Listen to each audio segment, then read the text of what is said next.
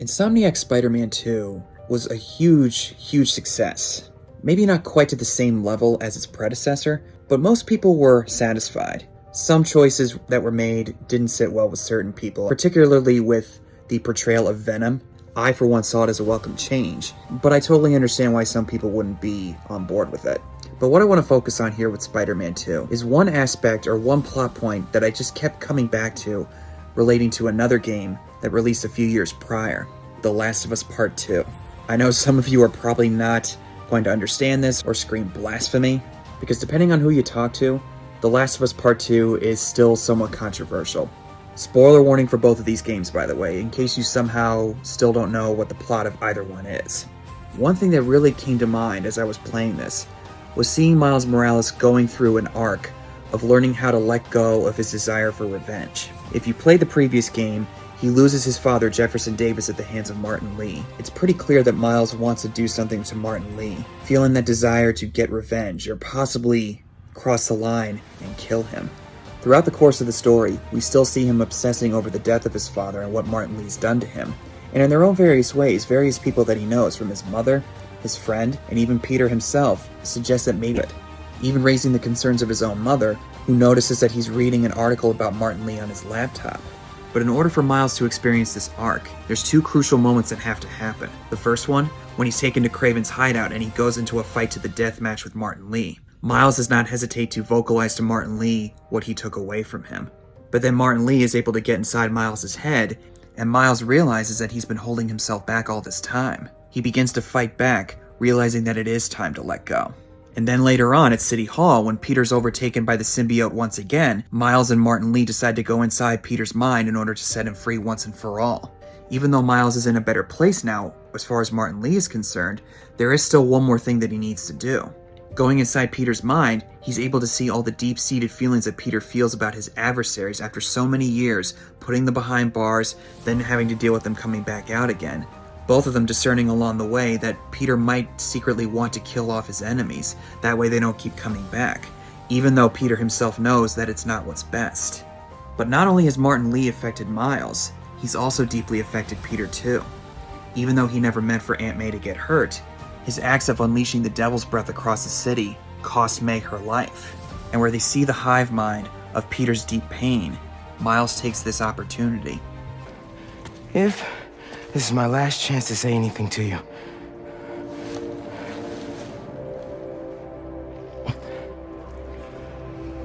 I won't forgive you. It's just not in me. But I can't carry this hate for you anymore, man. So let's set things right. You and me.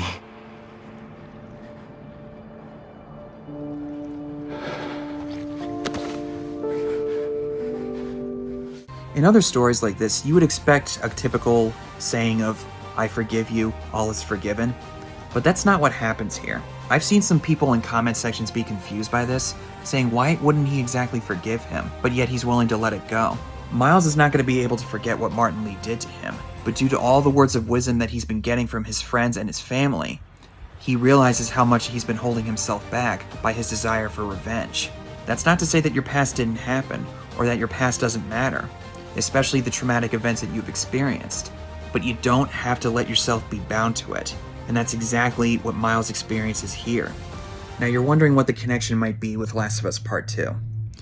Obviously, it's a very different type of story, but both Miles and Ellie experience similar arcs. Ellie by now knows the truth about what happened the night she was taken to the hospital in Salt Lake City. She held the grudge against him for so long that just when she started to try to patch things up with Joel, the day after, Abby comes in and kills him out of revenge for what he did to her father the same day that he saved Ellie. With this knowledge in mind, not only was she mad at Abby for taking that opportunity away, she was mad at herself for not taking the opportunity sooner than she did.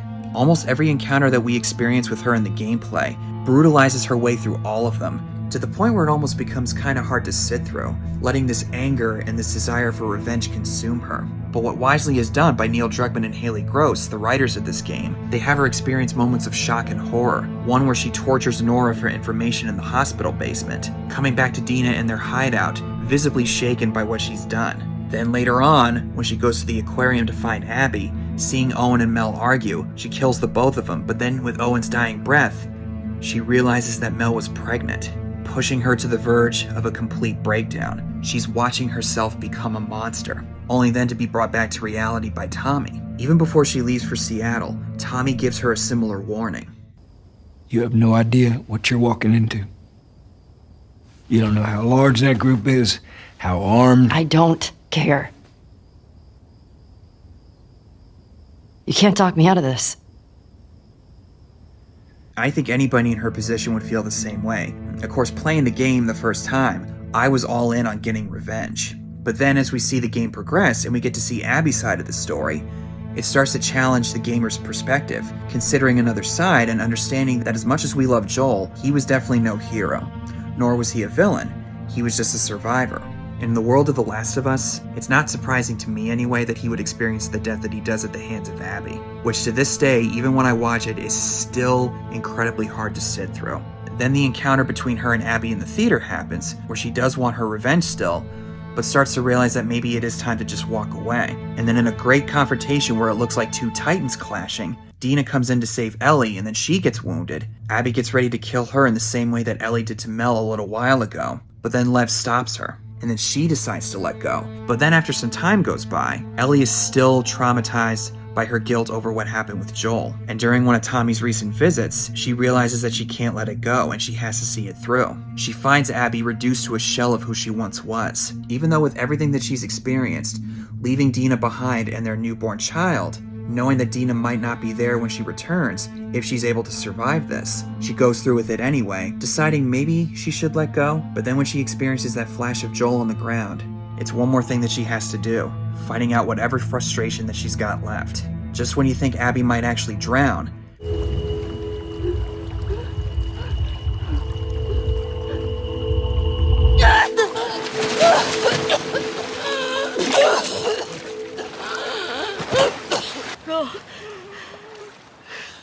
Take him. Ellie and Miles are very different characters, but the arcs that they experience are quite similar. They don't necessarily forgive the person that wronged them, but they're willing to let it go, realizing that they don't have to be bound by what happened to them in their past. As horrible as it was, and as much as they cared for the people that they lost, inevitably, they had to realize that revenge was just not worth it. I've been exactly where you are. I know exactly how you feel. But you're gonna have to trust me on this. You do not want to live with the pain of taking another person's life, even if you think they deserve it.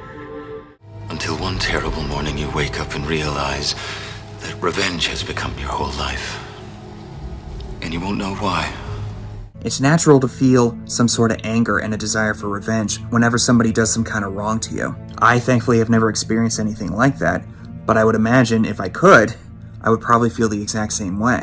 At some point though, if you find yourself mulling over it or constantly obsessing over it, there's a strong chance that you'll become exactly what you hate. Revenge, retribution, does not make the pain go away. If anything, the cycle will just repeat itself. And that's exactly what Miles and Ellie both learn. Miles explicitly says that he won't forgive Martin, but he realizes that he can't hold on to the hatred that he has for him. With Ellie, I think it's debatable about whether or not she does forgive Abby, but both her and Miles realize that it's time to let that pain go. So that was my first attempt at a video essay. Thank you guys so much for tuning in on this one. I do have a few more in mind that I'm really excited to share with you guys. If you guys would like to see more of these from me, just put it in the comment section down below your suggestions. And until next time, see you in the next one.